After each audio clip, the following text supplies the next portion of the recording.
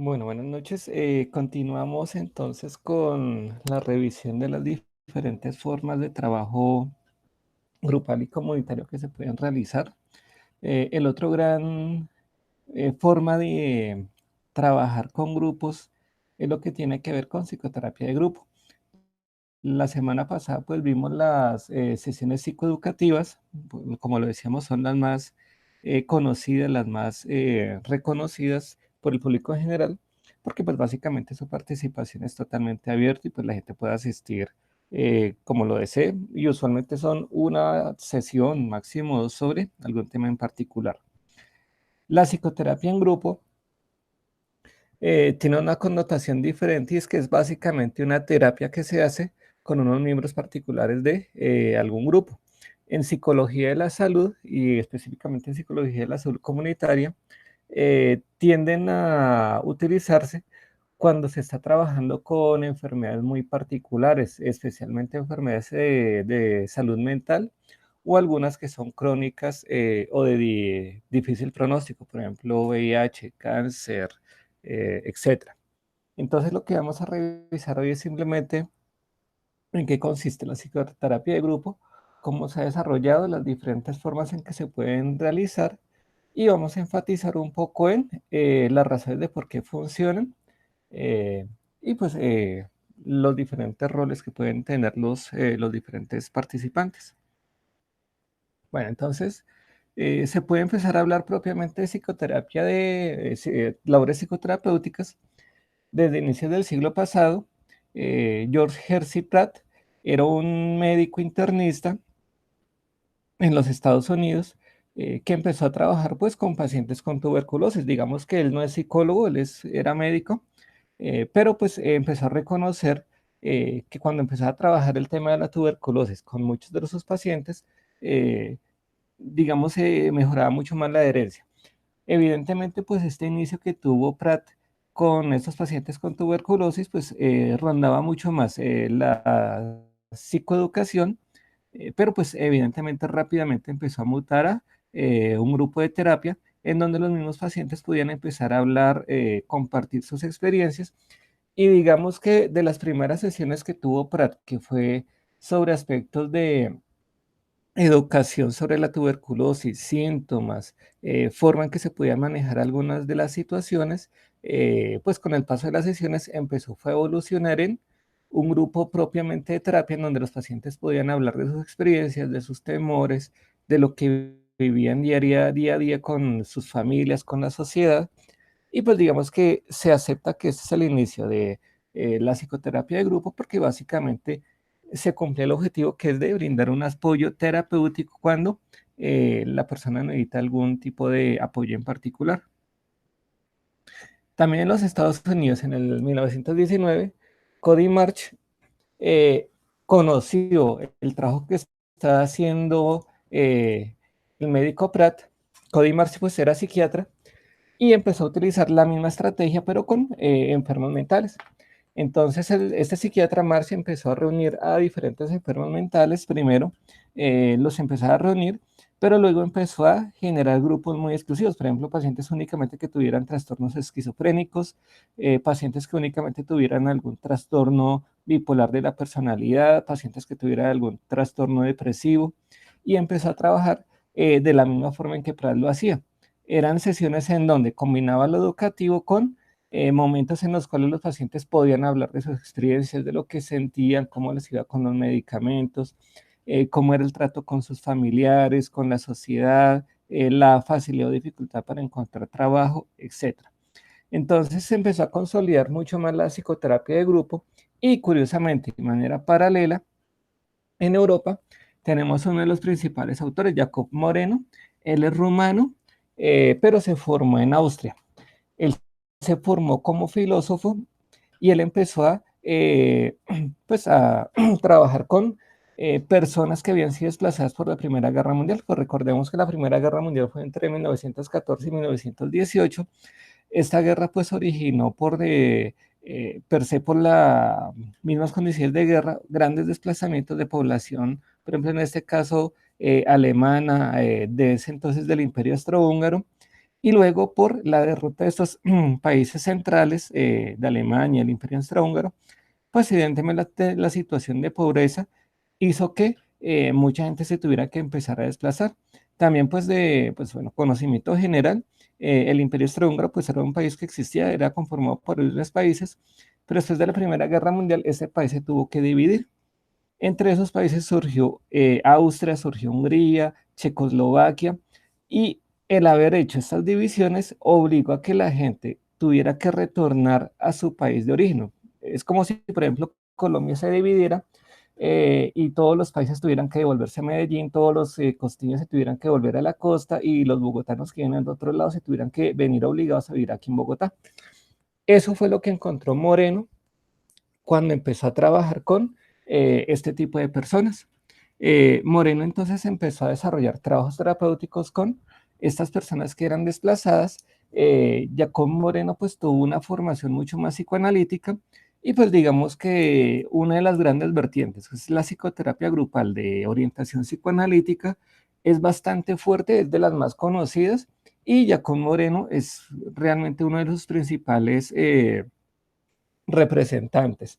Incluso él conoció a Freud, habló con él, pero pues Freud nunca tuvo gusto, nunca estuvo de acuerdo con la terapia grupal, considera que la terapia siempre debe ser individual, pero ya como Moreno sigue adelante con sus trabajos y pues digamos que desarrolló todo el área o empezó a desarrollar todo el área que tiene que ver con la psicoterapia grupal.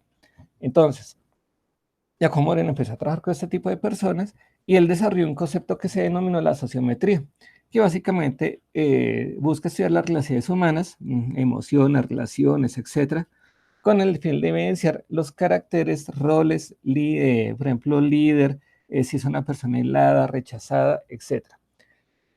Como lo hablamos ahorita, Giacomo Moreno no era psicólogo. Él tuvo una formación de filósofo, también una formación como médico, y consideró que el trabajo psicoterapéutico, al ser grupal, estaba más por el lado de la sociología. Obviamente, pues después de que habló también con Freud, pues se decantó mucho más por el lado de la sociología, y por eso es que él propuso este concepto de sociometría, y como lo vamos a mirar, cuando él propuso, por ejemplo, los psicodramas, pues hacen referencia mucho más a bases que tienen entre psicoanálisis y bases también sociológicas. Entonces, Jacob Moreno consideró que este tipo de trabajos terapéuticos podían medirse, podían cuantificarse y empezar a partir de estos pequeños grupos y empezar a identificar a quién era el líder, quién era más seguidor, quién tenía más iniciativa. Hagan de cuenta lo que sucede, por ejemplo, en un salón de clases.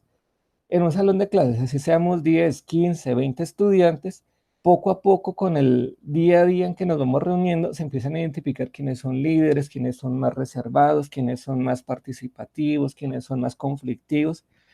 Giacomo Moreno considera que este tipo de trabajos terapéuticos permitía identificar este tipo de características, pero no era simplemente identificarlos, sino permitirle a la persona desarrollar mucho más ese potencial y si había algún tipo de dificultad, por ejemplo, los rechazados, los aislados, los tímidos, él considera que ese tipo de trabajos podían ayudar a manejar e incluso, entre comillas, superar este tipo de características, pues para que se pudiera integrar mucho mejor. Entonces, esa era la orientación mucho más terapéutica que propuso Giacomo Moreno. Ya en la década de los 40 y pues más adelante hubo pues el impulso fuerte del conductismo y de las ciencias cognitivas. Bueno, Kurt Lewin era psicólogo más social y él pues empezó a proponer mucho más el estudio de la dinámica del grupo. Esto lo vamos a mirar cuando miremos los diferentes tipos de las características de los grupos, pero pues Kurt Lewin sí se abona dentro de este desarrollo histórico porque él empezó a analizar cómo es que los grupos permitían, cómo es que funcionaban los diferentes roles que podían tener, qué tanto influenciaba un grupo a una persona y también una persona cómo podía influenciar a los diferentes grupos. Entonces los aportes de Lewin lo vamos a mirar cuando hablemos de grupo y al final cuando hablemos de los diferentes participantes en un grupo. Y pues para generalizar mucho más esta parte histórica, en la década de los 60 pues ya se empezó a incluir o a desarrollar grupos psicoterapéuticos mucho más de base conductual, ya las miraremos mucho más adelante, Y al finales de la década de los 70, inicial de los 80, se desarrollaron y pues todo el enfoque cognitivo empezó a trabajar y pues digamos que se dio el desarrollo de las terapias cognitivo-conductuales. Evidentemente, pues hay un paralelo muy interesante de las terapias terapias grupales de corte psicoanalítico, pero pues no las profundizaremos acá, pues realmente no es mi tema, es mi área de experticia, pero pues sí se reconoce este desarrollo bastante importante. Bueno, con relación a las características del grupo, pues simplemente conocimiento general. La palabra grupo viene pues de una lengua similar al latín, el gótico, que hace referencia a Krups, que hacía referencia a un concepto de bulto, masa. Esto evolucionó al italiano grupo, pues que hace referencia al nudo, y pues de evolucionó al francés group, que hace referencia al grupo. Entonces, digamos que esta primera parte lo que nos dice es que eh, cuando se habla de grupo, se hace referencia a unas personas o a unas eh, participantes que están relacionados íntimamente y que se consideran como uno solo. Cuando hablamos, por ejemplo, de nudo, hace referencia a que todos están íntimamente y estrechamente relacionados entre ellos. Básicamente, cuando tenemos un nudo, no puede, es difícil separar, por ejemplo, si es una cuerda, una hebra de otra, si es un nudo, por ejemplo, no sé, de otra cosa, de ropa, de etcétera. En ocasiones es difícil separarlos porque es difícil distinguirlos individualmente. Entonces, a esa hace referencia al grupo, que cuando estamos hablando de un grupo, es difícil distinguir uno de sus miembros de los demás porque pues básicamente su forma de ser se entiende en relación al resto del grupo y pues es que se considera como si fueran una sola unidad. Entonces, en este caso, pues para las labores psicoterapéuticas de grupos se entiende como una pluralidad de elementos en común. De esta definición resalto esta parte, la conciencia de ser parte de un grupo. Ese es un elemento clave en cualquier aspecto psicoterapéutico. Si una persona, o sea, una terapia de grupo no es lo mismo que una charla educativa. En una charla educativa tú puedes asistir, aprender, pero digamos te pueden mantener incluso al margen. Lo que por ejemplo le pasa a muchos estudiantes, voy a una conferencia educativa y perfectamente me puedo hacer atrás o hacerme mi propio grupo, con mis propios compañeros sin que necesariamente yo vaya a interactuar con el resto del auditorio. En el grupo no. En el grupo los participantes tienen conciencia de que son un grupo, de que su participación va a ser importante y que es difícilmente aceptable que él esté constantemente aislado de los demás. Entonces, en este caso, sí hay una conciencia de que yo hago parte de un grupo. O sea, hagan de cuenta como un equipo de fútbol, tú no puedes ser un jugador en donde tú juegues solito, no, o sea, tú tienes que funcionar eso en relación al resto del grupo porque el grupo también te va a mirar como un elemento clave. Esta es la característica del grupo. Evidentemente que estén en contacto, sí, pues que tengan elementos en común. Para la psicología de la salud comunitaria, pues evidentemente es, por ejemplo, la presencia de algún tipo de problema o situación de salud. Hay muchos tipos de grupos, pues, pero aquí simplemente vamos a resaltar que para las labores psicoterapéuticas el trabajo es propiamente con lo que se denominan grupos pequeños. Estos grupos pequeños se componen por entre 4 a 8 personas, porque este grupo así de pequeño permite que cada miembro tenga un buen tiempo en el cual se le preste atención, pueda participar y digamos que tenga su momento para ser miembro importante del grupo. Y el ser un grupo tan pequeño, pues dificulta mucho más la fragmentación. Nosotros mismos, por ejemplo, lo podemos notar en los salones de clase cuando el grupo es muy grande, por ejemplo, más de 15 estudiantes, pues digamos empiezan a hacer subgrupos dentro del salón,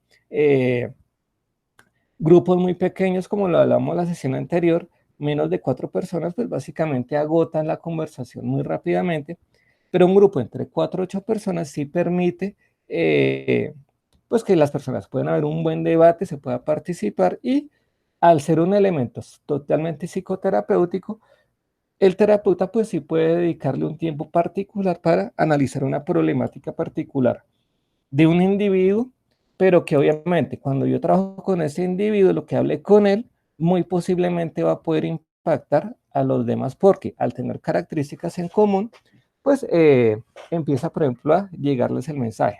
Por ejemplo, eh, Yo puedo tener un grupo psicoterapéutico de pacientes con cáncer. Invité a uno de mis pacientes a un grupo de psicoterapéutico de manejo de la ansiedad ante ante la enfermedad del cáncer. Y pues obviamente, por ejemplo, con este paciente, con un paciente en particular, yo voy a empezar a hablar una situación de conflictos en relación de pareja.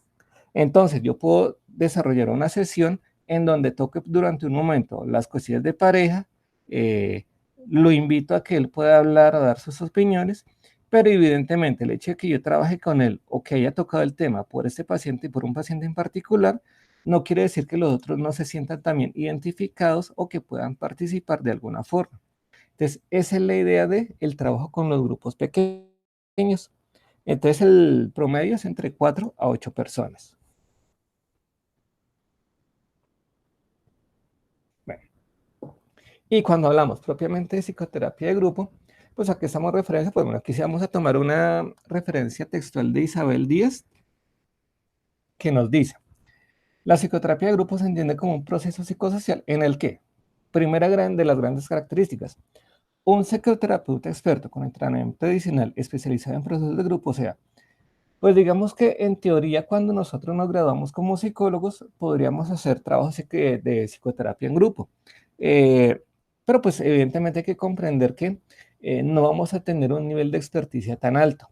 Idealmente pues podríamos especializarnos o por lo menos sí, si alguno de nosotros nos interesa esta rama de aplicada de la psicoterapia, pues sí por lo menos irse instruyendo un poco más y que sea la misma experiencia profesional la que te permita empezar a ser un experto en ese sentido, pero pues idealmente sí hay que procurar especializarse en el manejo de procesos grupales. Digamos que la recomendación es obviamente inicialmente ser un muy buen psicoterapeuta individual y una vez tú tengas mucha más experticia clínica, ahí sí empezar a desarrollar ese tipo de trabajos mucho más psicoterapéuticos. Obviamente, antes de que tú inicies con una psicoterapia de grupo, es ideal que tú empieces a desarrollar psicoeducación, o sea, que empieces a realizar primero que todo charlas educativas grupales para que tú mismo te empieces a conocer, te empieces a soltar y empieces a conocer las dinámicas de, así sea un grupo grande, pero por lo menos que vayas teniendo ese tipo de experticia. Entonces, digamos que la psicoterapia de grupo, pues no es para cualquiera de los que queramos participar. Otra de las formas que se puede desarrollar la experticia en psicoterapia de grupo es que tú empieces a participar asociado con algún psicoterapeuta que ya tenga cierta experticia. Por ejemplo, en mi caso, yo trabajé en algún momento con pacientes con cáncer en la Fundación Santa Fe, pero pues yo inicié de la guía pues, de mi profesora, mi propia docente en la universidad, que ella pues era experta en psicoterapia de grupos y pues yo le iba acompañando y luego me iba saltando algunos momentos de algunas sesiones y pues luego sí me permitió dirigir algunas sesiones, pero obviamente contaba con el respaldo de esta docente. Entonces, digamos, son muchas formas en las que podemos desarrollar algún tipo de experticia, pero pues la idea general es no lanzarnos de buenas a primeras, sino pues tener una buena experiencia, tanto clínica como de manejo de grupos y pues idealmente sí iniciar acompañados. Entonces, la primera de las grandes características en esta definición es que es un psicoterapeuta experto que utilice la interacción emocional en pequeños grupos, como ya le hemos hablado, obviamente para reparar la salud mental enferma.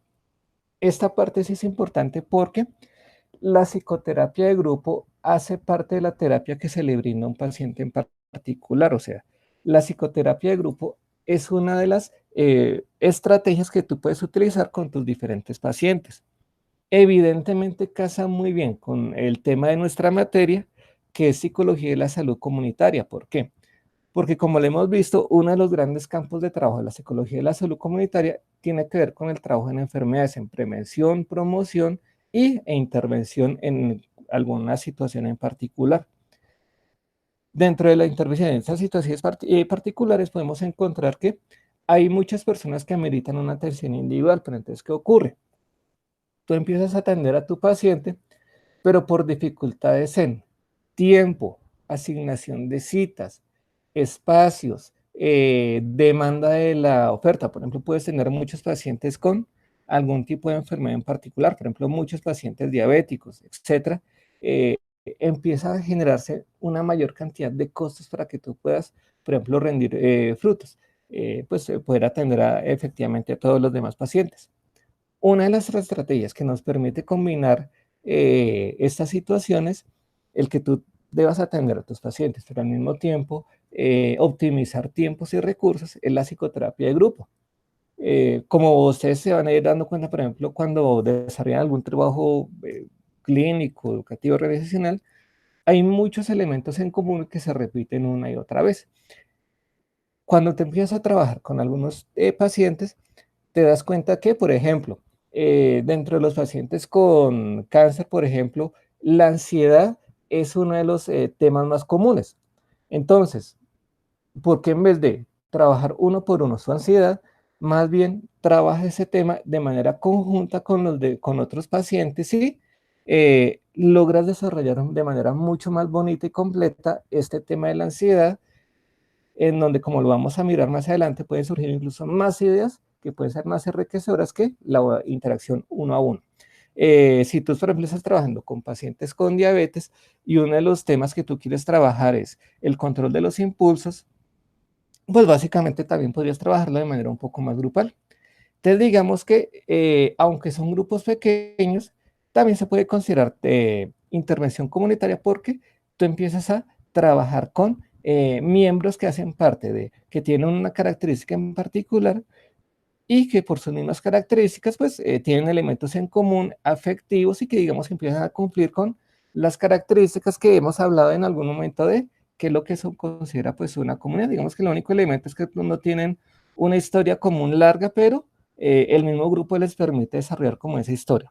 Entonces digamos que la psicoterapia de grupo, el objetivo sí es reparar la salud mental, pero en este caso, uno es optimizar los recursos, los tiempos, pero también permitir que la misma intervención o el trabajo con otras personas permita trabajar muchas más cosas interesantes que de pronto en la sola atención individual en ocasiones no pueden salir. Seguimos con la definición.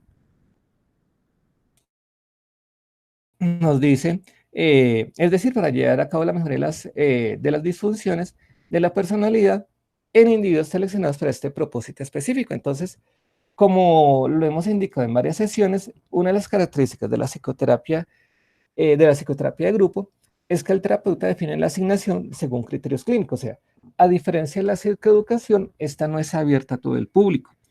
Únicamente participan las personas que el terapeuta considere deben asistir, le puede traer beneficios y que cumplan con algunas características en particular. Básicamente, la psicoterapia de grupo no es para cualquier individuo. Tiene que cumplir algunos requisitos de características de el motivo por el cual lo invitamos, por ejemplo, es en este caso una condición médica, eh, y algunos criterios, algunas características sociales en su forma de ser, en su personalidad, en los temas que se está trabajando con él, para que el terapeuta, su criterio clínico, pues considere le puede beneficiar o no este tipo de psicoterapia de grupo. Entonces, es una de las principales características y es lo que lo diferencia de otro tipo de intervenciones como la psicoeducación o los grupos de autoayuda. Curiosamente, y a diferencia de lo que la gente podría pensar, los grupos de psicoterapia de grupo no tienen un objetivo en común, o sea, no se busca cumplir un objetivo. Por ejemplo, en la psicoeducación, el objetivo puede ser, por ejemplo, capacitar al personal sobre tal aspecto, brindar información sobre una situación en particular. La psicoterapia de grupo no tiene un objetivo en común porque pues cada paciente va por su propio estado de salud, pero lo que tienen en común sí es la motivación para mejorar en lo que cada uno necesita. Entonces, básicamente es un grupo en donde los pacientes sienten que pueden mejorar su estado de salud, su situación por la cual ameritan estar en ese grupo, pero no es que haya un objetivo que todos los 8 integrantes pues deban alcanzar.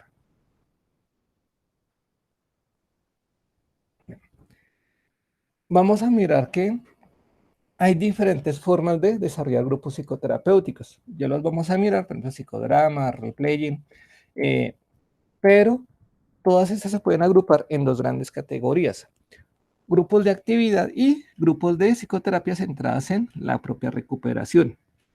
Son las dos grandes categorías. Los primeros grupos de actividad que hace referencia buscan desarrollar principalmente destrezas para la vida cotidiana. ¿A través de qué? Pues obviamente actividades. Socialmente las actividades son bastante lúdicas y recreativas. Y pues lo que hacen es que la persona al ejecutar cierto tipo de acciones, de comportamientos, los pueda aprender, pueda expresar emociones y pueda utilizar esas nuevas habilidades o destrezas, psicoterapias de grupo de muy distintas vertientes. Por ejemplo, ese grupo de actividades son las cognitivo-conductuales, en donde, por ejemplo, la persona aprende habilidades específicas como habilidades sociales, estilos de vida, cuidados propios de su salud, y que los puede ejecutar. Incluso uno puede hacer diferentes tipos de demostraciones, etcétera, y ellos lo van desarrollando. O de base psicoanalítico, por ejemplo, los psicodramas, en donde la gente recrea situaciones y pues básicamente se enfrenta a sus propias cargas emocionales. Entonces, estos grupos de actividad lo que busca es que la persona haga cosas y pues desarrolle destrezas para llevarlas a su vida cotidiana. Mientras que la otra gran vertiente de las modalidades grupales es lo que se denomina psicoterapia de grupos o grupos centrados en la tarea de recuperación.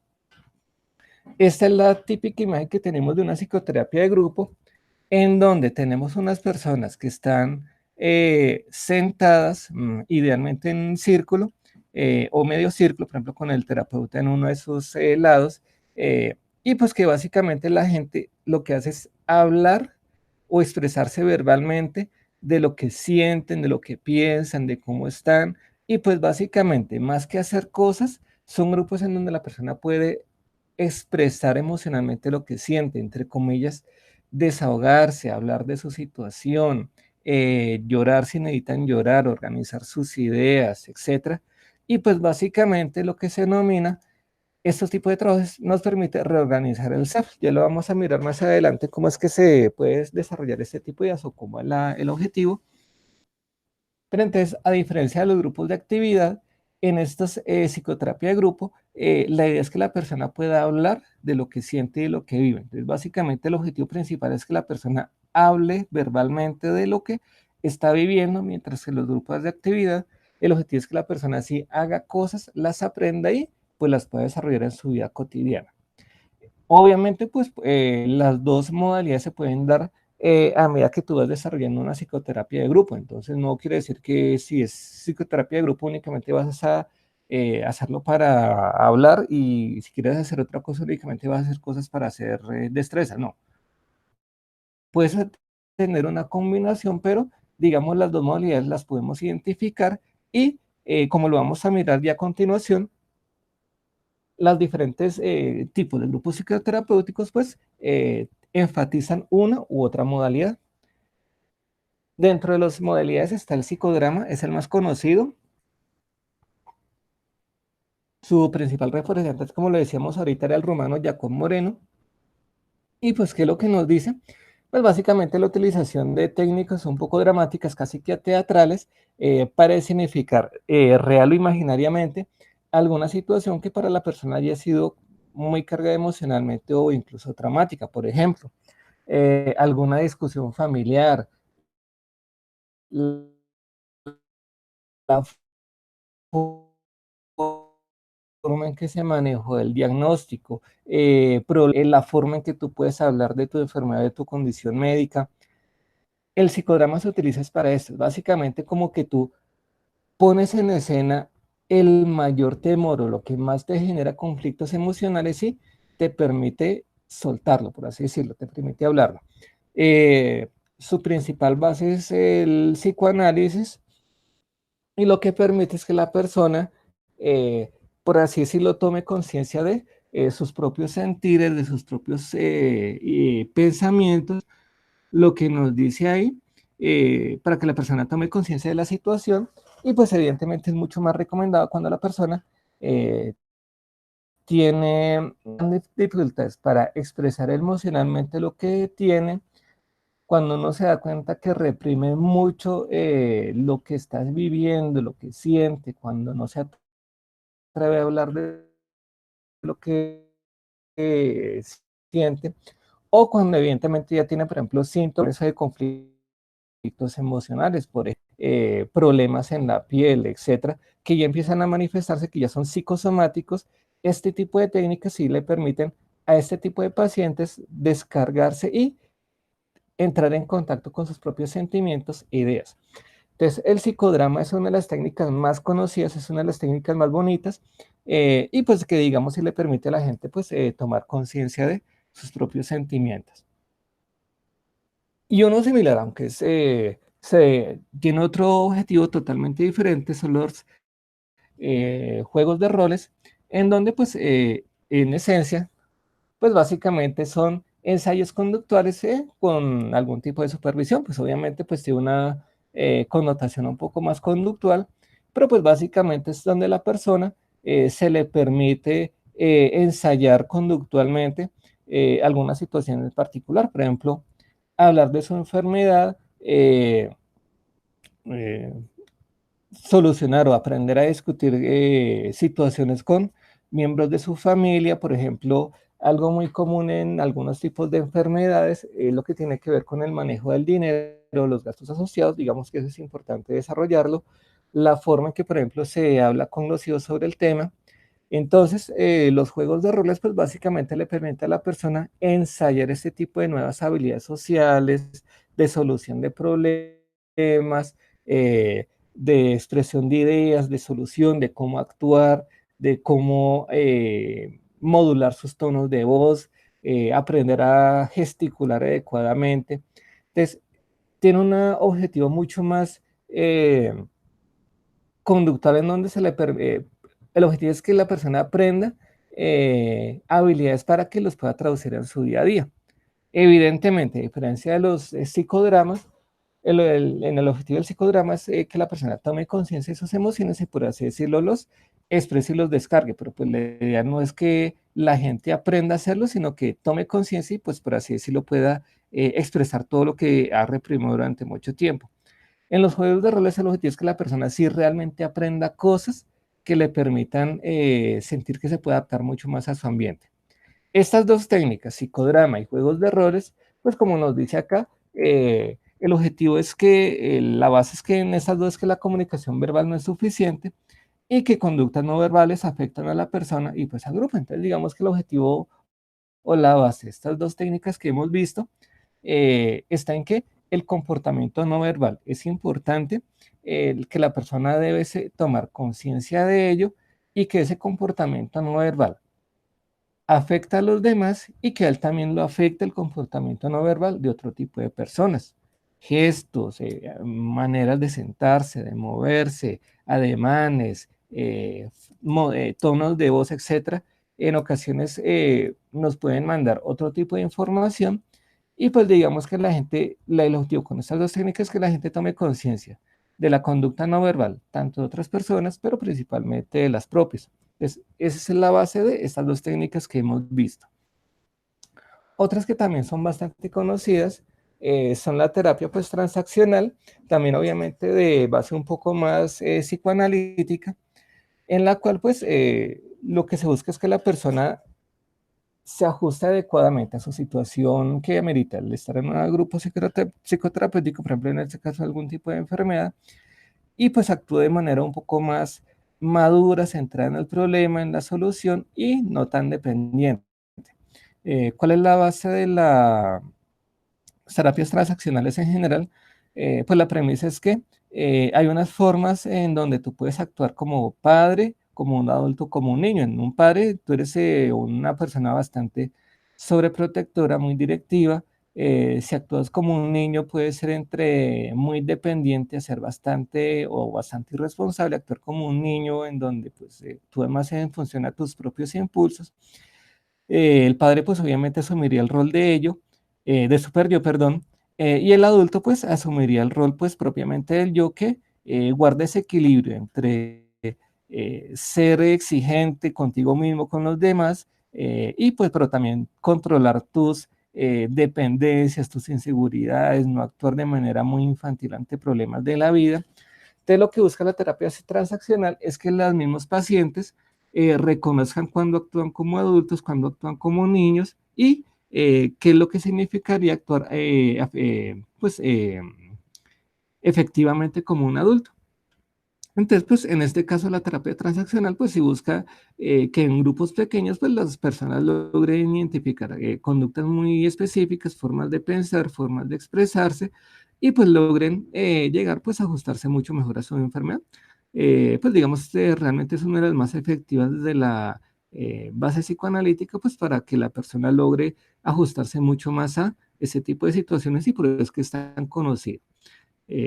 Las terapias de comportamiento de grupos comportamentales, pues evidentemente son de base totalmente conductual, y pues utilizan técnicas muy variadas como el modelado, el feedback, la desensibilización sistemática, habilidades sociales, solución de problemas, incluso la economía de fichas para eh, lograr que la persona aprenda habilidades para adaptarse mucho mejor a su ambiente.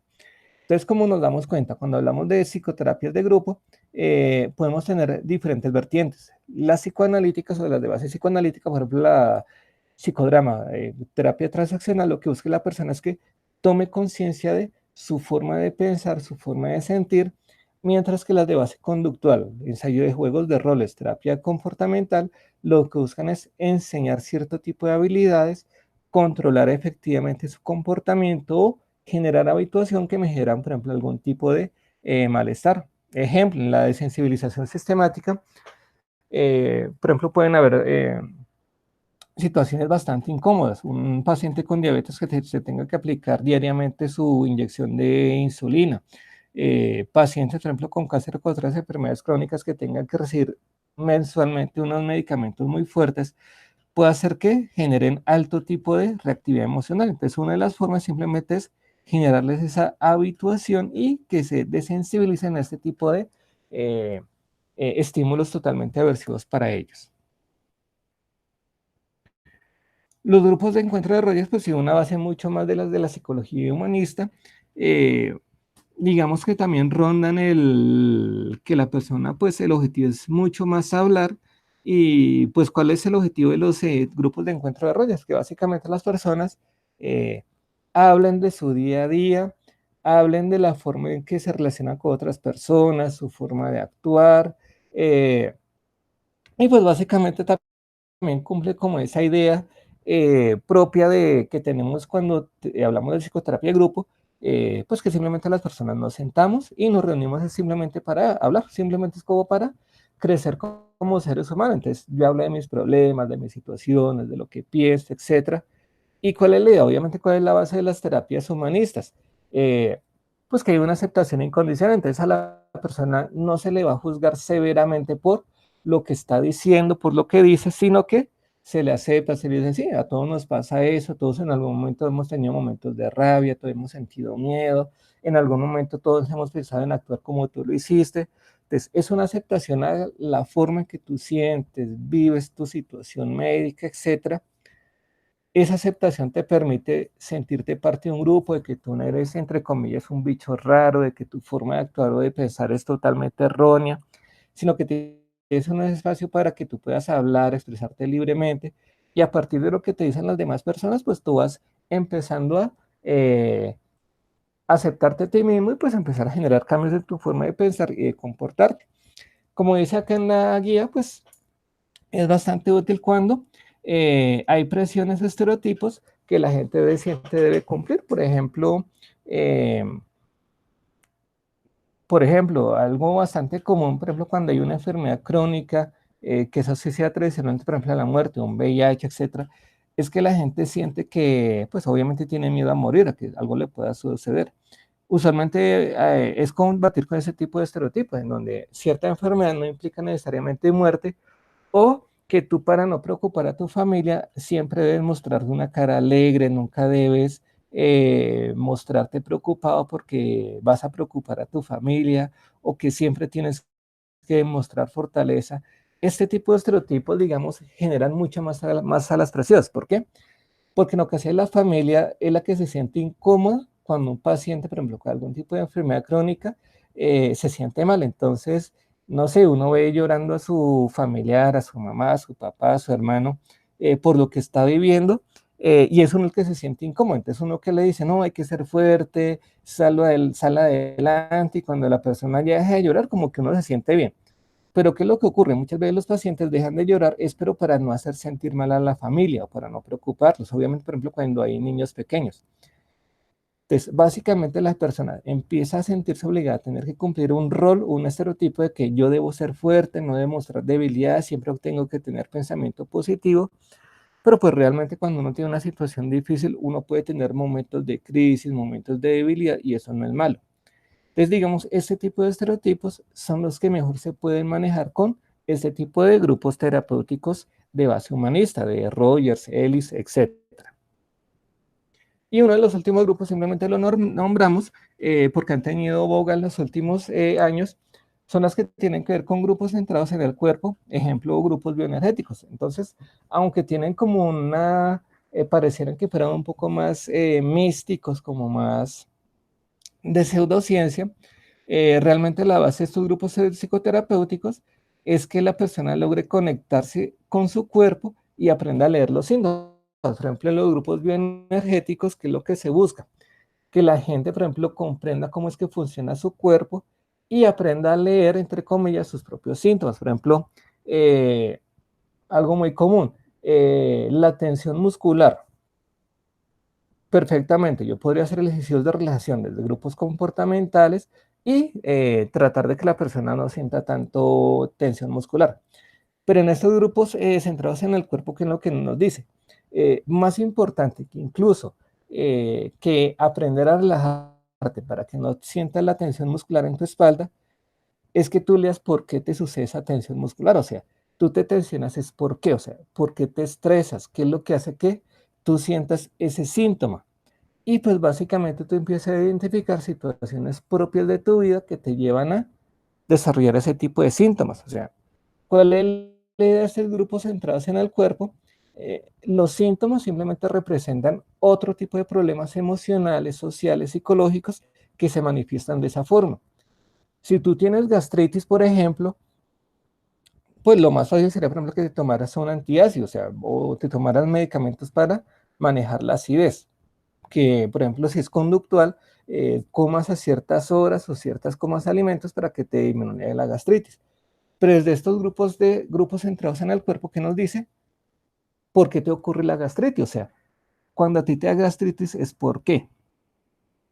Sabemos que la gastritis es una de las señales máximas de estrés.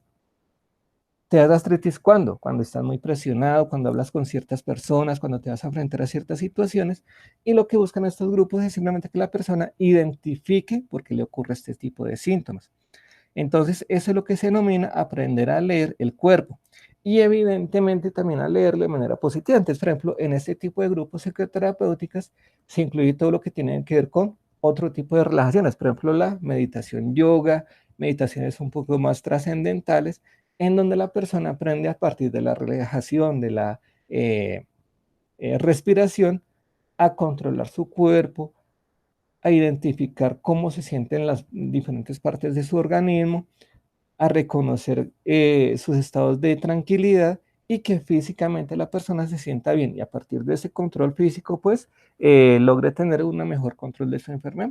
Entonces, digamos que aunque su nombre lo pareciera bastante de pseudociencia, místicos, realmente no lo son, y pues incluso tienen a tener un poco más de relación con terapias de tercera generación como las de mindfulness, pues que obviamente buscan lo mismo, o sea, que las personas a través, logran una unión entre lo que piensen y lo que sienten a través de la lectura adecuada de sus reacciones fisiológicas ante diferentes tipos de situaciones.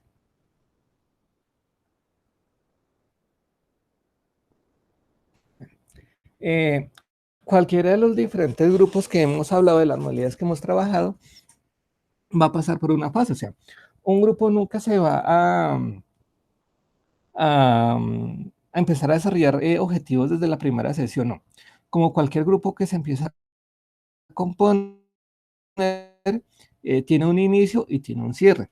Lo que hemos hablado, a diferencia de un grupo de autoayuda, un grupo psicoeducativo, en donde no hay propiamente unas sesiones como tales, sino que puede ser, por ejemplo, en una psicoeducación, un solo tema y sale, o en grupos de autoayuda, donde básicamente no hay temas preparados, sino que hay una serie de charlas constantemente a lo largo, por ejemplo, del año. Los grupos psicoterapéuticos sí tienen un inicio y tienen un cierre. Cuando hablamos de un inicio y un cierre, quiere decir que ese grupo va a tener una dinámica propiamente y va a pasar por una serie de etapas. Entonces, los diferentes grupos que hemos hablado usualmente pueden pasar por ese tipo de etapas. Tenemos 5 etapas. ¿Cuál es la primera? Pues evidentemente la creación del grupo, que básicamente es que las personas, pues en las primeras sesiones, ojalá las primeras dos, se reconozcan como un grupo como tal y lo vean como un grupo para compartir sus propias experiencias, conozcan a los demás miembros del grupo y se empieza a consolidar algunos tipos de relaciones un poco más afectivas, cercanas y como lo dice el mismo nombre, que yo me reconozca como parte de un grupo y que voy a ser parte de un grupo durante un tiempo determinado. Una vez pasa esa primera sesión o primeras 2 sesiones en donde nos reconocemos como grupo, empezamos a hablar de lo que necesitamos, en donde obviamente el terapeuta tiene una mayor participación al ser el que explique el objetivo terapéutico del grupo, sus características, incluso que dé aspectos de forma, por ejemplo, como funcionamiento, horarios, reglas, por ejemplo, de respeto para tomar la palabra, etcétera, y en donde obviamente empiece a hablar de la situación que los reúne, algún tipo de enfermedad, algún tipo de situación. Por ejemplo, duelo. Entonces, por ejemplo, yo puedo reunir a muchas personas que han tenido la pérdida de un ser querido. Por ejemplo, mamás que han perdido a un hijo, les empiezo a hablar del objetivo del grupo, de lo que se busca, de lo que se va a trabajar. Digamos que en esas sesiones el terapeuta tiene una mayor directividad, pero pues la de ir soltando. Una vez el grupo de personas se empieza a ser parte del grupo, ya se ve como un miembro como tal, pasa a una siguiente etapa que curiosamente es una diferenciación. ¿Qué es lo que ocurre? Cuando nosotros invitamos a las diferentes personas a participar de un grupo psicoterapéutico, pues les decimos, bien, ese grupo psicoterapéutico lo que busca es que aprendamos sobre ciertos aspectos de la enfermedad, podamos hablar sobre ellos y expresemos ciertas ideas y aprendamos cierto tipo de habilidades o desarrollos pues, según la técnica que tú vayas a escoger. Digamos que en esa primera parte es generar la conciencia de que todos tenemos algo en común, pero ¿qué es lo que empieza a ocurrir? Muchas veces las personas van a sentir que yo no tengo muchas cosas en común con las demás personas. Por ejemplo, con el ejemplo que estamos tocando ahorita, un grupo de mamás que perdieron algún hijo. Una mamá puede sentir, no, es que ese era mi único hijo, todas las demás mamás acá tienen más hijos, pero yo no. O sea, el único que yo tenía se me murió, por tanto yo me siento diferente y no siento que ese grupo me vaya a servir. Pacientes, por ejemplo, con cáncer. Algunos pueden pensar, por ejemplo, no, es que a diferencia de los demás, a mí ya me hizo metástasis, o sea, esta es la segunda o tercera vez que yo paso por las mismas, mientras que ustedes pasan por la primera. Cuando la persona empieza a identificar esas características, empieza a sentir que o puede pensar que el grupo no le puede servir. Es ahí donde la segunda fase es la diferenciación en donde se reconoce que sí, de todas formas todos tenemos diferencias y que van a haber aspectos que de pronto yo no voy a ser igual a los demás, pero eso no quiere decir que yo no pueda beneficiarme de lo que se habla en el grupo o que no pueda dar algún tipo de aporte a pesar de mi diferencia. En esta segunda fase también lo que se busca es desarrollar esa tolerancia, en donde tú vas a reconocer que no todos van a pensar como tú, no todos van a actuar de manera similar. Por ejemplo, es como un salón de clases. En un salón de clases, por ejemplo, con una materia es casi como un grupo, o sea, tenemos un inicio y un final que lo tenemos claro. Por ejemplo, iniciamos en febrero este semestre y terminamos en mayo. Entonces, tenemos un inicio y un final. En las primeras sesiones uno que hace en un salón de clases, se va conociendo, uno conoce al docente, uno conoce a sus compañeros, etcétera, y nos sentimos como un grupo, o sea, todos estamos mirando este tipo de materias, unos contenidos, todos tenemos que presentar los mismos trabajos, etcétera. Y luego nos empezamos a diferenciar. ¿Qué es lo que pasa?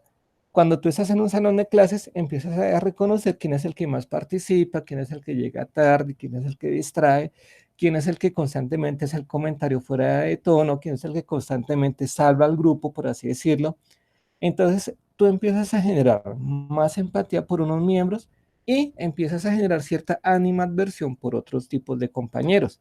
Por ejemplo, te empieza a molestar el que siempre llega tarde, te incomoda el que siempre participa o el que siempre está saliendo con un comentario totalmente salido de tono. Entonces, pasa en los salones, también va a pasar en los grupos psicoterapéuticos. Van a haber personas que a ti no te van a agradar del todo. Esta segunda fase lo que busca es eso, reconocer que todos somos diferentes, todos tenemos diferentes formas de actuar y que hay que permitir tolerarnos. ¿Por qué? Y es aquí donde uno empieza a conectarlo con su vida diaria, porque nosotros también nos enfrentamos a familiares, trabajos, amigos, sociedad, que todos van a empezar a ser diferentes. Y no podemos tener siempre como estrategia el escape de la habitación.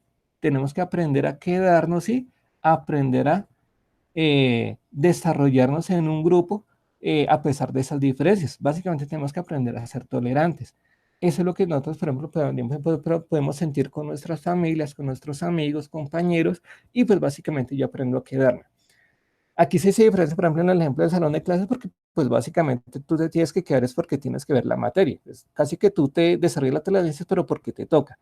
En un grupo psicoterapéutico no es así. Aquí la persona sí tiene que desarrollar esa comprensión de que todos somos diferentes y que así como a mí me molestan las formas de actuar de algunas personas, curiosamente a otras personas también les puede molestar la forma en que yo actúo. Entonces es ahí donde yo me empiezo a sentir diferente y se valida que aunque yo no tengo elementos en común con otros miembros del grupo, me puedo quedar y puedo aportar mucho para ese grupo y que los demás también me aporten bastante a mí. La tercera fase ya empieza propiamente la terapia interventiva, la terapia psicoterapéutica, en donde pues se le permite a cada persona reconocer sus propios conflictos internos y a incentivar la autorrevelación. Entonces básicamente es donde ya propiamente se entra, y si en materia, se empiezan a hablar de los problemas propios de cada uno, por eso es que hablábamos de grupos tan pequeños, para que cada cual pueda hablar de sus propios conflictos internos, de lo que le sucede, de lo que lo motiva, y empezar a expresar lo que siente, lo que piensa, sus temores, etcétera. Es aquí donde obviamente el psicoterapeuta sabe por qué invitó a cada uno de sus pacientes a participar en ese grupo y sabe qué le puede incentivar o no a hablar de su propia vida. Entonces, uno puede incentivar a ciertos pacientes a que hablen de un aspecto particular, pero no necesariamente de otros porque les podría generar incomodidad o porque no se considera relevante pues, para ese tipo de intervención psicoterapéutica. Entonces, digamos, aquí en la individuación ya es propiamente la fase interventiva en donde la persona puede hablar y generar todos esos procesos de autorrevelación. La fase 4 se denomina intimidad y pues básicamente se incrementa mucho más la interacción significativa. Entonces, tenemos una o algunas sesiones en donde la persona empieza a hablar de sus conflictos, de lo que siente, etcétera. Las siguientes sesiones hacen referencia pues a la intimidad, en donde pues el terapeuta también empieza a tocar y a retomar lo que hay los otros pacientes, a hablar un poco más en profundidad de lo que se siente, de lo que se está viviendo, obviamente pues mucho más desde la conocimiento de la psicología, pero curiosamente opiniones, empezar a generar participaciones que hablen sobre lo que han escuchado, sobre lo que viven, etcétera, y pues básicamente empieza a guiar al grupo sobre lo que podrían decir, sobre la forma en que pueden participar, etcétera. Es aquí donde volvemos a retomar la importancia de las primeras sesiones. En las primeras sesiones, el terapeuta consolida el grupo como tal y le da ciertas reglas de participación. Estas reglas de participación se van a ver propiamente ligadas aquí en la intimidad, en donde eh, no es que el grupo pueda hablar de lo que quiera o opinar de lo que acaba de escuchar, no. Tiene que hacerlo con ciertos niveles de respeto, sobre ciertos temas en particular, sobre ciertas situaciones, y en donde el terapeuta, por ejemplo, va a empezar a indagar sobre, por ejemplo, permitir la participación del grupo, por ejemplo, al indagar si alguien ha tenido una situación similar, alguien, por ejemplo, ha tenido, por ejemplo, diferentes canales de respuesta. Cuando nos hace, por ejemplo, una discusión con nuestra familia, cómo nos colocamos físicamente. Entonces le empiezan a permitir al grupo a hablar mucho más sobre algún tema en específico. Si empiezan, por ejemplo, a hablar muy específicamente, por ejemplo, sobre soluciones. Entonces, por ejemplo, cuando te estás discutiendo qué hemos escuchado, qué es lo que más se recomienda, pero simplemente es una pregunta muy concreta en donde se le permite al grupo hablar sobre esa situación en particular.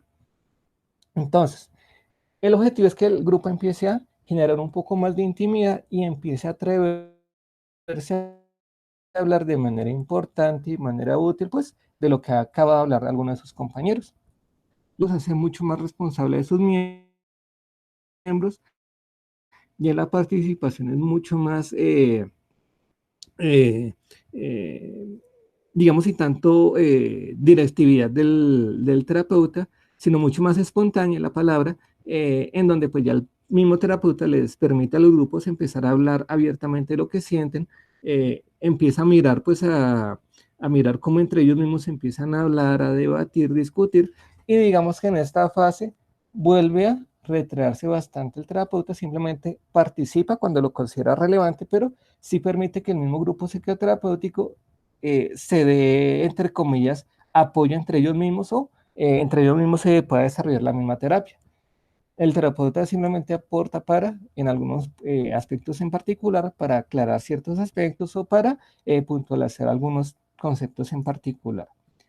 Y obviamente, como cualquier grupo psicoterapéutico, necesariamente debe tener un final. Este no es un grupo que va a durar toda la vida, sino que eh, se dejan unas sesiones para empezar a cerrar, para generar ese desenganche en donde se empieza a hacer la retroalimentación sobre cómo nos ha servido el grupo, qué hemos aprendido, qué nos podemos llevar, en donde se puede generar cierta invitación a que entre ellos mismos sigan en contacto, que entre ellos mismos se pueden dar apoyo y pues que básicamente ya pueden funcionar incluso sin la presencia del psicoterapeuta, que ya es mucho más de iniciativa propia. Eh, y pues que obviamente este desenganche no se asimile como una pérdida de un grupo. Muchas personas, por ejemplo, cuando han generado muy buen enganche con ese tipo de grupos, se sienten un poco perdidos, sienten temor a no tener ese apoyo de los demás, se pueden desmoralizar un poco, desmoralizar un poco, sentir ciertas dudas sobre cómo manejar la situación.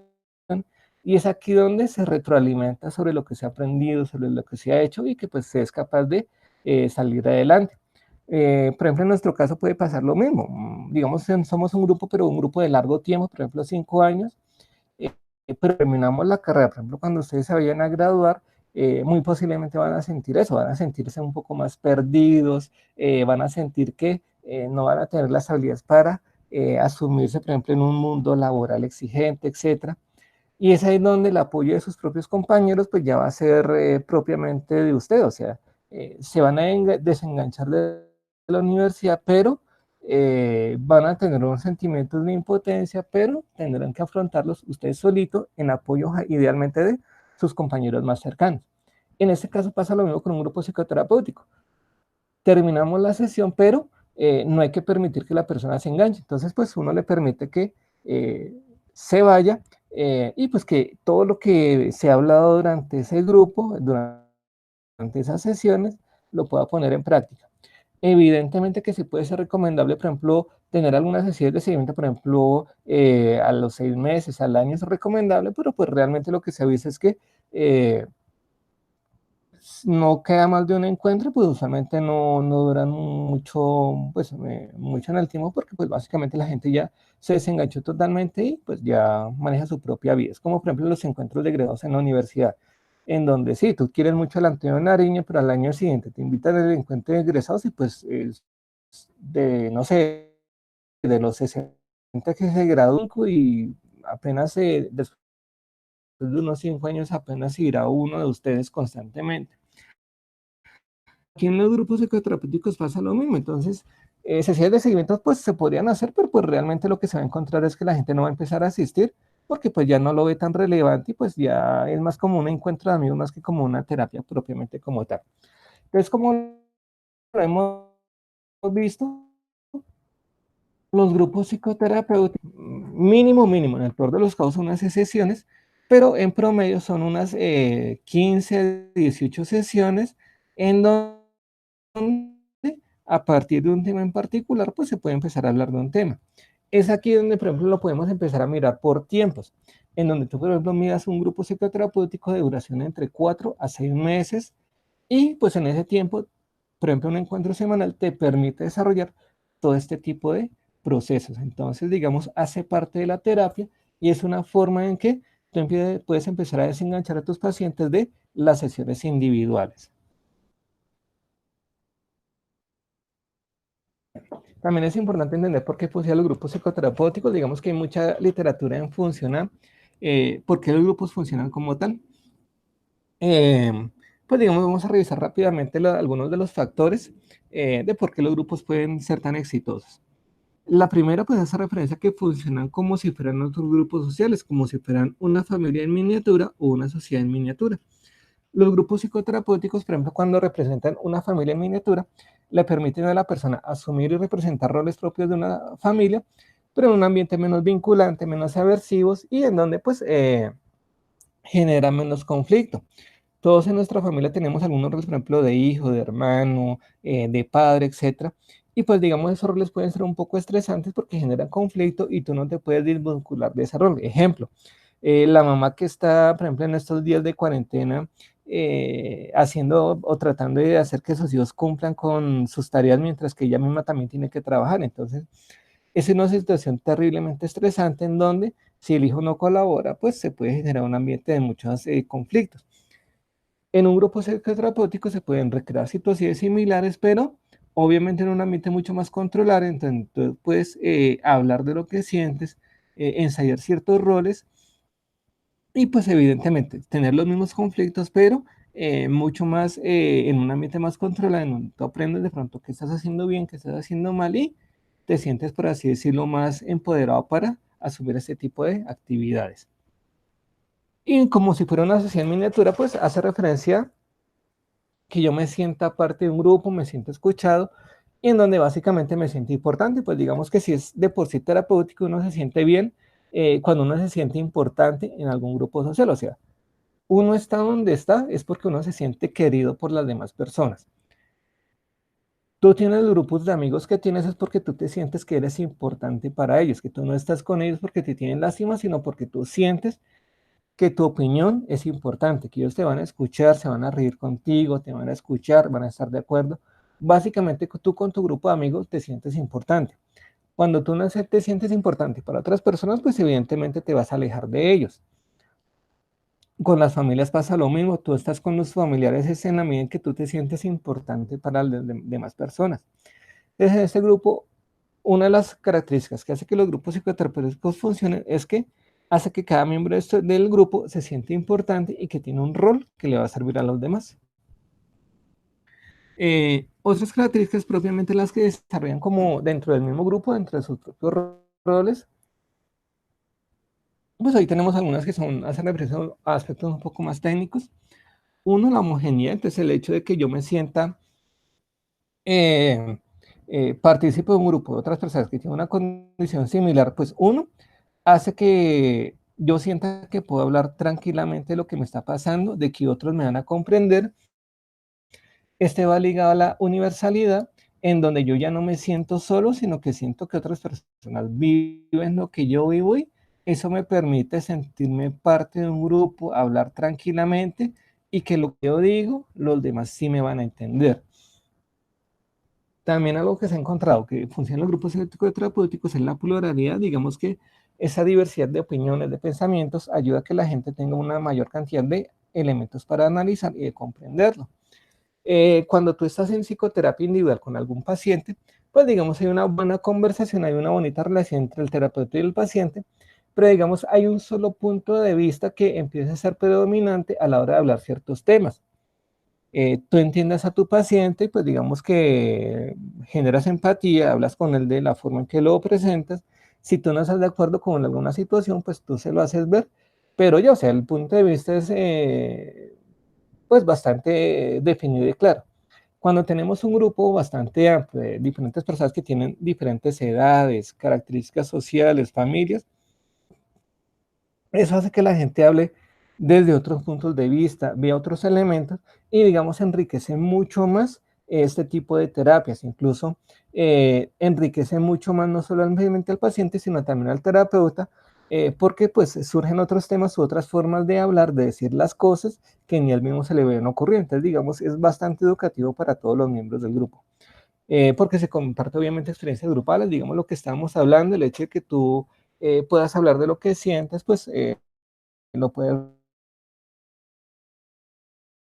que de la comprensión que tienen de tu propia vida, los mismos refuerzos que puede dar el grupo o el terapeuta por el hecho de que tú hables, participes, te sientes bien, obviamente pues el hecho de que uno lo premien, lo refuercen por el hecho de ir, etcétera, es agradable. O sea, cuando a ti te dicen palabras agradables, buenas, pues genera cierto ambiente positivo, haces que te sientas bien. Pues estos grupos, pues obviamente en su esencia lo que busca es que la persona se sienta bien y que tenga los refuerzos sociales que de pronto en otros ambientes, por ejemplo, familiares o laborales, pues no va a recibir y mucho menos por la condición médica que va a tener.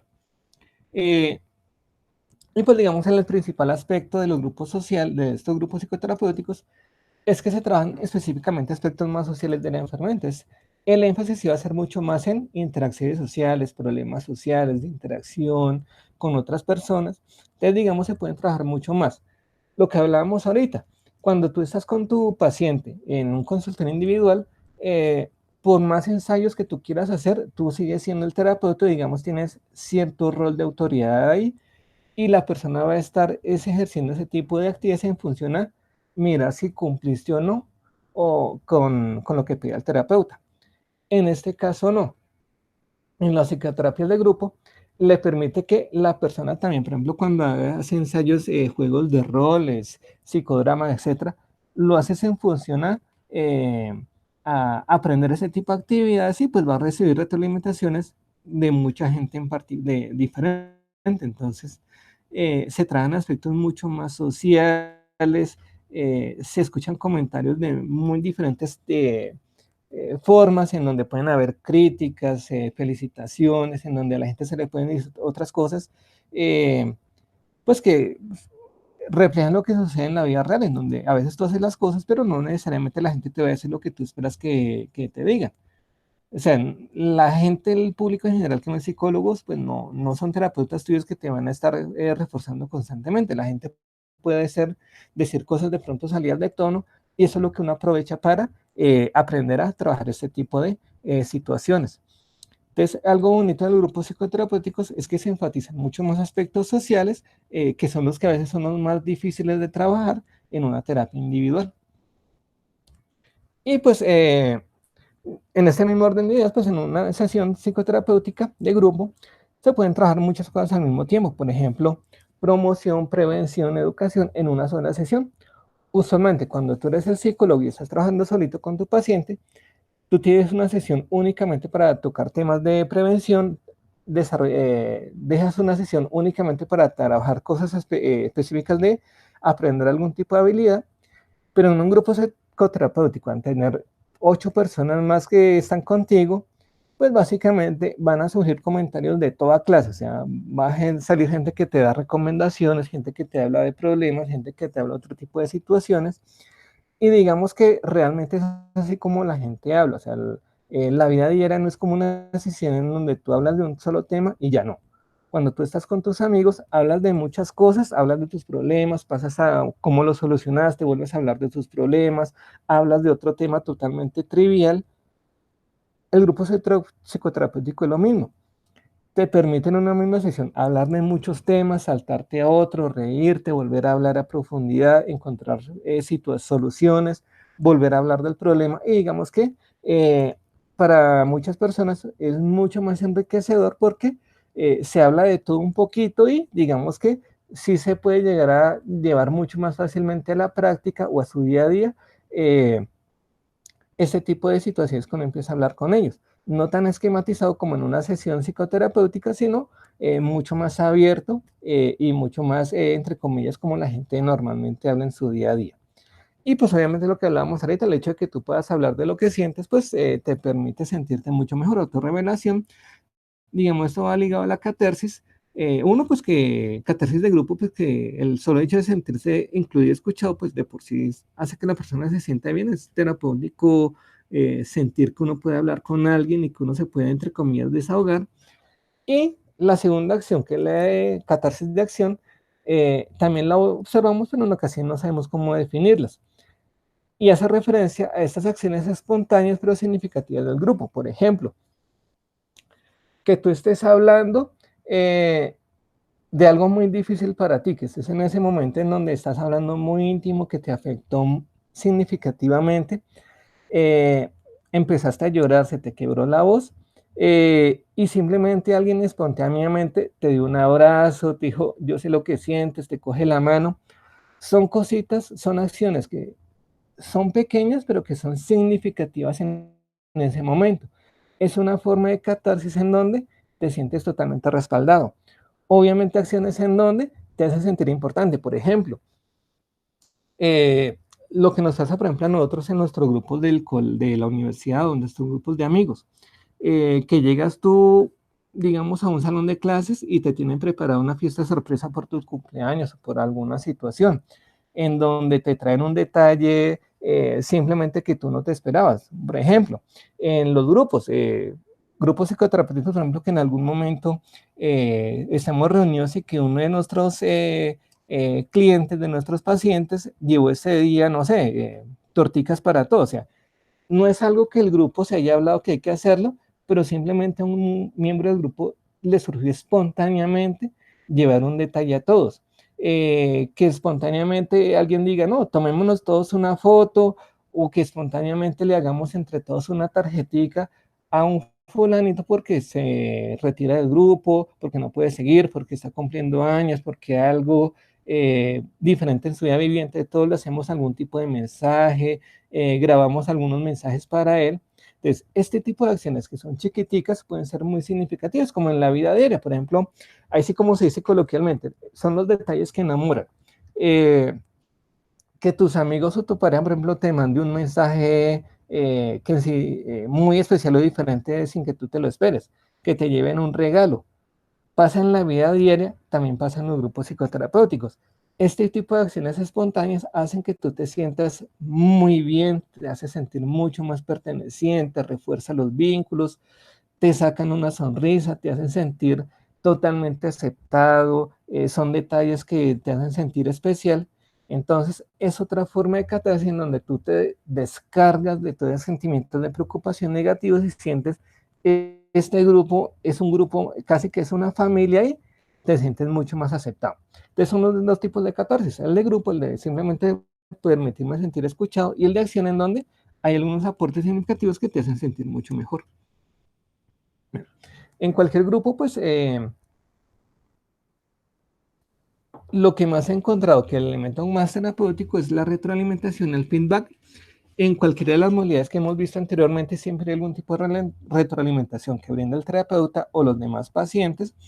Entonces, se ha encontrado que ese es el elemento que más genera efectividad en los grupos psicoterapéuticos. Básicamente porque funciona un grupo psicoterapéutico, porque dan retroalimentación adecuada, oportuna y concreta para una persona en particular.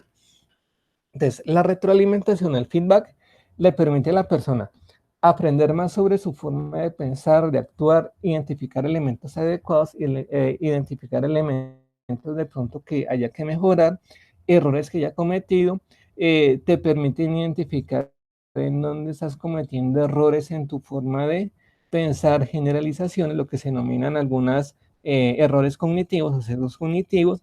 eh, Te permiten adaptar mucho mejor tus estrategias, adaptar mucho mejor tus expectativas, tus ideas, eh, y pues obviamente esta adecuada retroalimentación te permite pues adherirte mejor al tratamiento, adoptar mejores estilos de vida saludables, y pues digamos que es una retroalimentación que está en un ambiente mucho más controlado y que se centra propiamente en tu comportamiento.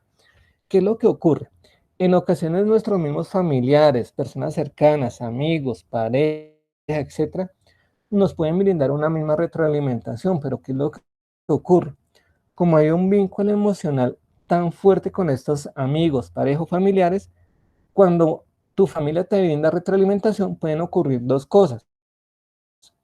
Uno, que la retroalimentación no es muy buena que digamos, porque giran mucho más en torno a lo negativo, son cargados emocionalmente de manera muy negativa en donde te critican, es una queja, por ejemplo, de tu familiar a lo que hiciste, y pues básicamente la retroalimentación se vuelve algo terriblemente negativo, es como un ataque personal hacia ti. Y segundo es ese elemento.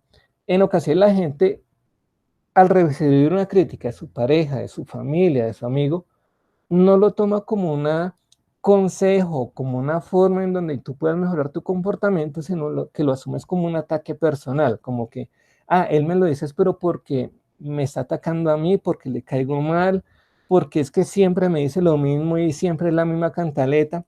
Entonces, digamos, la retroalimentación constantemente la estamos recibiendo, pero pueden ocurrir esas dos cosas, o que lo asumas como un ataque personal, o que efectivamente la retroalimentación no sea tan buena.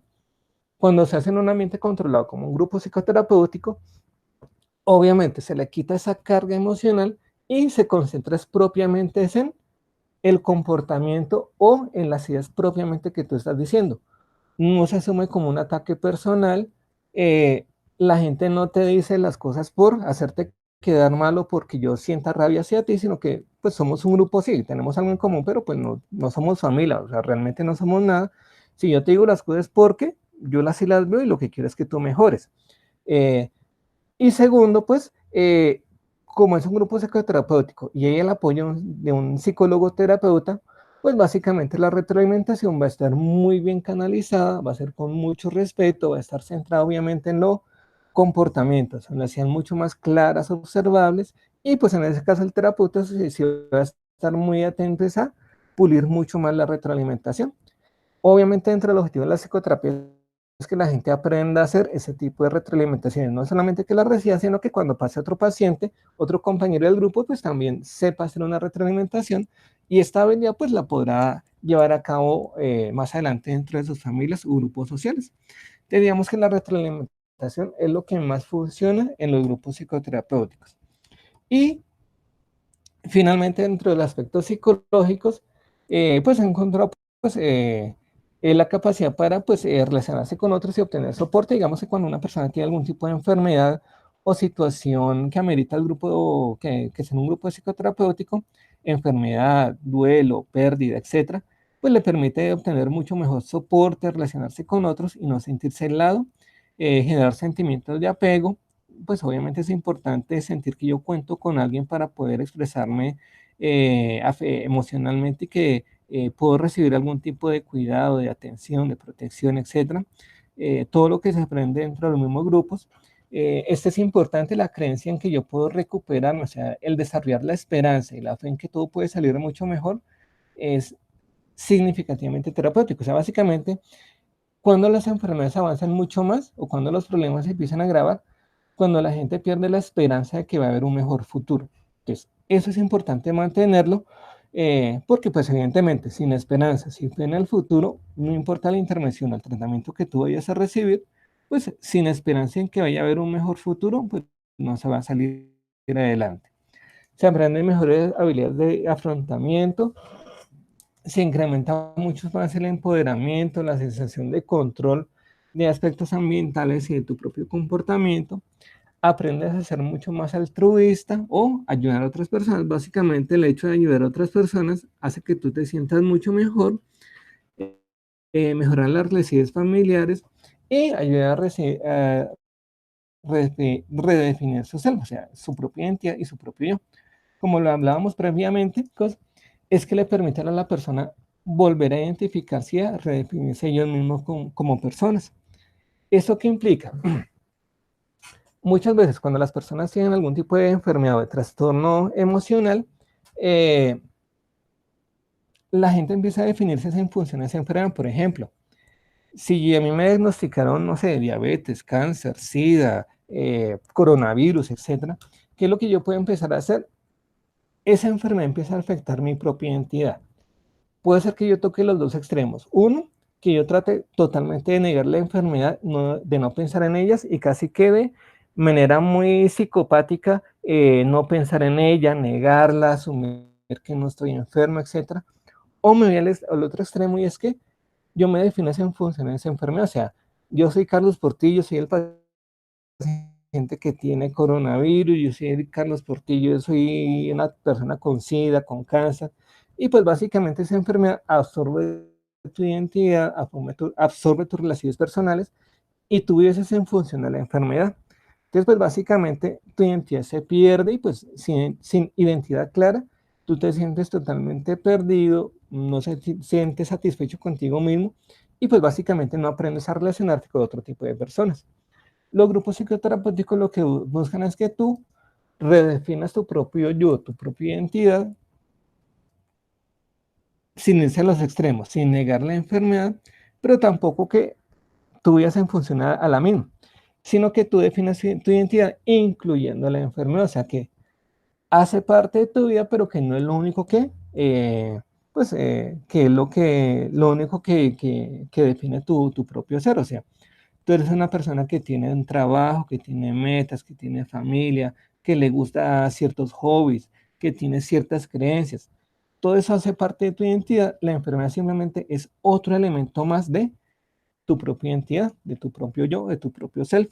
Entonces, eso es lo que busca el grupo psicoterapéutico, que tú aceptes la enfermedad sin que lo niegues, pero que tampoco vivas en función a ella, que toda tu identidad sea en función a ese tipo de rasgos. Ya para ir cerrando, pues miramos ciertos tipos de roles, digamos que volvemos a retomar un poco a Kurt Lewin, que no se lee la literatura, pues participantes podemos tener bastantes, y pues se pueden clasificar en 4 categorías. Esto es, según participantes que son mucho más afectivos, o sea que eh, son más emocionales, o participantes que tienden a actuar y generar mucho más comportamientos del grupo. Esas afectividades, esos comportamientos pueden ser positivos para el grupo o negativos. Las personas que son emocionalmente afectivas, que son positivas, son los participantes que se consideran los colaboradores, o sea, son los participantes en tu grupo que participan activamente, toman la palabra, se sienten bien, generan retroalimentación positiva, son los participantes que te dicen, me gustó mucho venir acá, sentir que crecí, me gusta conocerles, pues básicamente son las personas que hacen que floten sentimientos positivos dentro del grupo. En otro tipo de palabras, son esos participantes que mueven al grupo emocionalmente a que nos sintamos como tales. Y los operativos positivamente son esos participantes que son mucho más participativos, o sea, son los típicos participantes, son los grupos, son los típicos miembros del grupo que te están ayudando, que te ayudan desde organizar las sillas, que te dicen, no, o sea, yo me encargo de llamar a los demás miembros del grupo para que nos acordemos de venir dentro de 8 días. Yo con gusto le llevo, no sé, la asistencia. Yo con gusto te ayudo no sé, a traer ciertas cosas. Son los participantes que les gusta actuar, que les gusta hacer cosas. De todas formas, con ellos hay que tener una situación particular y es que no se lleven toda la atención del grupo. O sea, son personas que de pronto tienden eh, son muy visibles, que les gusta llamar un poquito la atención, pero no en el sentido negativo, sino que les gusta estar participando a cada rato. Entonces, en ese sentido pueden distraer un poco al grupo. Entonces, simplemente es de aprenderlos a manejar y pues de indicarles exactamente en qué nos pueden colaborar y en qué no. Negativos. Los participantes de pronto con los cuales tenemos que tener un poco más cuidado. Los emocionalmente negativos, ¿cuáles son? Las personas que son mucho más tímidos, los que son muy habladores o los que permanecen ausentes. Con los tímidos, pues evidentemente son las personas que les cuesta expresarse emocionalmente, que sienten cierta vergüenza. Pues la recomendación con ellos es que tenerlos cerca del terapeuta, o sea, que básicamente sientan que están cerca a una persona de seguridad, pues obviamente como lo hemos dicho, el grupo psicoterapéutico son miembros que tú ya conoces previamente, entonces son personas que se sienten un poco inseguras al hablar con otras personas, pues la única persona que conoce que les puede servir como una base segura, así como si fuera en la teoría del apego, es el terapeuta. Entonces, ¿qué es lo que se recomienda? Que por lo menos en las primeras sesiones, el tímido se siente cerca de uno. Las personas habladoras son las que tienden a distraer a las demás personas, que hablan de más.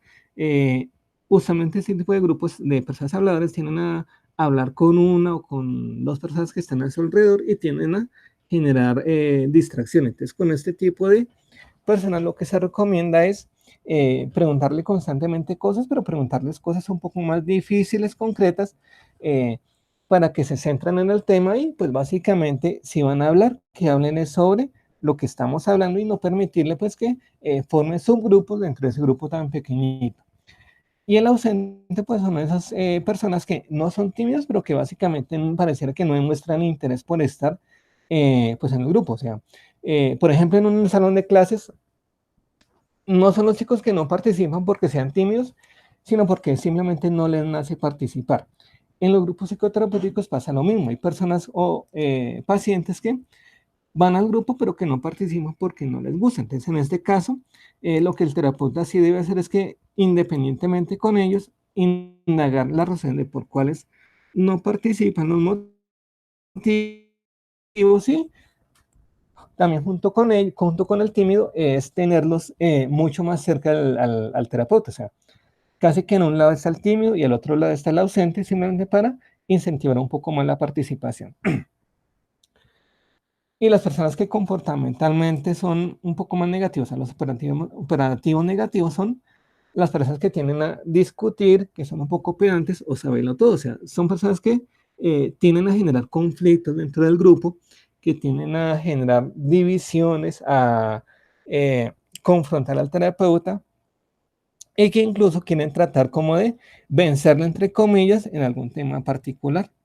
Eh, con esos grupos lo que se busca, pues, por ejemplo, con las personas que les gusta discutir, pues evitar monopolizar la sesión con ellos, cambiar constantemente de tópicos con ellos y pues básicamente, curiosamente, pues darle la palabra pues con preguntas muy concretas y bastante corticas. Con los pedantes, pues básicamente son los que les gusta asumir un poco más el rol de terapeuta, los que tienden a ser mucho más, a juzgar a otros participantes. Pues lo que se usa con este grupo, con este tipo de personas, es que el terapeuta sí debe asumir un rol mucho más directivo, casi que atacarlos de manera directa. Y cuando hay alguna discusión entre este miembro, por ejemplo, el miembro que está defendiendo una idea y pues que genera cierta discusión con el grupo, en este caso, pues si uno nota esa actitud mucho más pedante, pues sí, el terapeuta debe darle la razón al grupo y, por así decirlo, entre comillas, bajar un poco más los humos a ese tipo de personas. Cuando saben todos, pues básicamente tratar de escuchar al terapeuta, pues básicamente no se trata de hacerles preguntas ni que la dificultad les ayude, porque pues muy posiblemente la van a saber, sino con el saberlo todo lo que se busca es que participen, pero más dando ejemplos, o sea, apoyar su conocimiento, pero en la medida en que analicen ejemplos, analicen situaciones y que básicamente apoyen en el sentido de analizar situaciones un poco más prácticas. Y los refractarios hacen referencia a esos participantes que asumen una actitud como de jueces, como de determinar qué es correcto o no. O sea, son esas típicas personas que cuando alguien participa, le dicen, no, tú hiciste bien, tú hiciste mal. En ocasiones no lo hacen con una actitud negativa, sino que se asumen como con, entre comillas, una superioridad moral. Entonces, con este tipo de personas, igual que con el saberlo todo, lo recomendable es que más bien analicemos situaciones hipotéticas con ellos, que ellos sean los que, pero a partir de situaciones hipotéticas y no de situaciones propiamente del grupo. Entonces, que obviamente lo que se busca es que eh, identifiquemos, por ejemplo, este tipo de rasgos, de características, casi como una sociometría que nos proponía ya Moreno. Y pues básicamente no podemos decir que únicamente quiero tener un grupo de participantes en donde todos sean colaboradores o participativos, no, o sea, el grupo psicoterapéutico justamente lo que busca es que a este tipo de personas, tímidos, habladores, discutidores, etcétera, este tipo de grupos son los que más les sirve a ellos, porque son los que le permiten afrontar y mejorar ese tipo de situaciones, que el tímido se sienta más a gusto para hablar, que el ausente diga las cosas, que el discutido sepa cómo discutir, que los pedantes o los refractarios sepan tomar en cuenta la opinión de otras personas. Entonces, este tipo de grupos sí les sirve a este tipo de personas, pero hay que reconocerlos y cerrar, simplemente tener en cuenta que también la deserción es algo que como en cualquier grupo va a ocurrir. En los grupos psicoterapéuticos pues se ha encontrado que la deserción es entre el 30 y el 45%, o sea, como ustedes lo notan, es una deserción terriblemente alta para un grupo tan pequeño. O sea, perfectamente al final de la sesión podríamos terminar con incluso hasta la mitad de los participantes.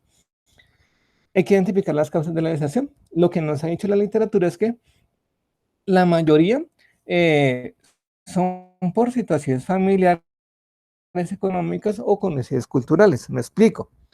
Hemos visto que las sesiones psicoterapéuticas tienen un inicio y un final. Pero ¿qué es lo que ocurre? Eh, no son sesiones cortas, o sea, no son de 6, 10 sesiones, sino que usualmente para poder trabajar todos estos temas, de conformar un grupo, diferenciarnos, hacer intimidad, retroalimentación, se requieren unas 12, 15, 18 sesiones, pues evidentemente a la gente le va a tener dificultades para asistir a todas las sesiones, o sea, no va a tener dinero para poder asistir a todas las sesiones. Van a haber situaciones familiares que les empiecen a dificultarlo, por ejemplo, tener que cuidar a los hijos, el tiempo que les implica no solamente la adhesión, sino por ejemplo el transporte para llegar al sitio donde nos reunimos, hasta con necesidades culturales, por ejemplo, no sé, prácticas religiosas, fiestas, vacaciones, viajes familiares, etcétera, pueden empezar a afectar ese tipo de situaciones. Por ejemplo, es que es importante que con nuestros pacientes, cuando nos invitemos, reconozcamos si van a tener dificultades familiares, económicas o situaciones sociales, culturales del grupo al que pertenecen que puedan impedir el que puedan participar en todas las sesiones. Evidentemente, pues esto no quiere decir que siempre vamos a tener a todos los 8 en todas las sesiones, no, o sea, iniciamos, por ejemplo, con un grupo de 8 personas, pero a lo largo de la sesión solamente vamos a trabajar con unos 7, 6, 5, y pues son personas que van a asistir a unas sesiones y a otras no. Eso es lo más común, pero pues la idea sí es que ojalá que esas personas no deserten del todo de la grupo psicoterapéutico. También se encontró que la relación con el terapeuta, si no es muy buena de por sí, pues es mejor no invitarlo, o sea, eso influye significativamente porque en un grupo de personas totalmente nuevas, el terapeuta es el único que conocen y si la relación no es muy buena, pues básicamente la gente va a desertar rápidamente. Mayor sintomatología psiquiátrica, digamos que los grupos psicoterapéuticos son no es para cualquiera, hay que mirar si le puede servir, y en ocasiones cuando la sintomatología psiquiátrica es muy fuerte, pues sí puede estar asociada con mayores problemas para mantenerse en este tipo de grupos.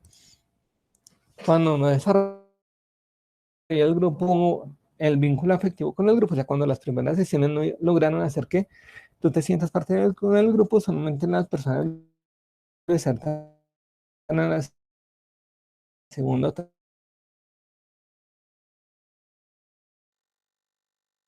sesión.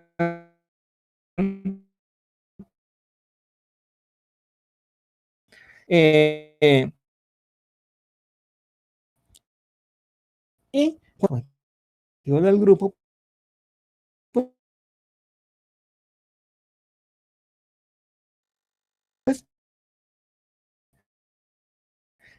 hace que la persona también empiece a desertar. O sea, esto fue la reflexión y pues les deseo bastantes éxitos en su fin de semana y en el resto de la semana. Hasta luego.